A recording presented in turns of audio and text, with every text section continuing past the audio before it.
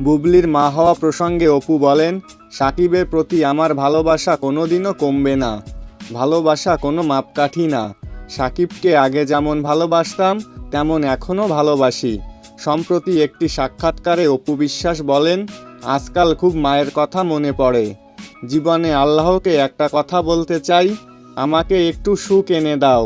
সব কিছু থেকে নিজেকে মুক্ত করতে চাই এই অভিনেত্রী। তিনি বলেন, সত্যি আমি অধৈর্য হয়ে উঠেছি। একের পর এক নতুন ইস্যু নিয়ে নতুন নতুন ঘটনা সামনে আসে। আমি মুক্তি পেতে চাই। আল্লাহ আমাকে মুক্তি দাও। অপু বিশ্বাস আরও বলেন, আমি এইসব বিষয় নিয়ে খুবই বিরক্ত। একে অন্যের দিকে কাদা ছোড়াছুড়ি আমার একদমই অপছন্দ।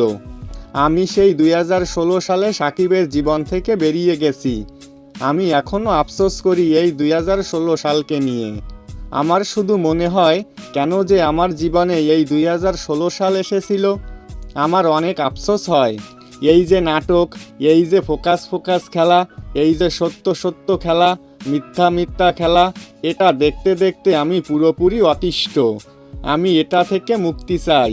তিনি আরও বলেন, আমি আল্লাহর কাছে মানত করি, আল্লাহ মুক্তি দাও, প্লিজ মুক্তি দাও।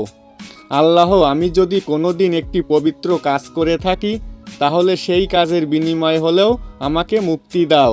আমার আর ভালো লাগছে না, বিরক্ত হয়ে গেছি, অসহ্য হয়ে উঠেছে। তো বন্ধুরা, এই বিষয়টি নিয়ে আপনাদের কি মতামত তা অবশ্যই কমেন্টে লিখে জানাতে ভুলবেন না। দেখা হবে, কথা হবে পরবর্তী কোনো ভিডিওতে।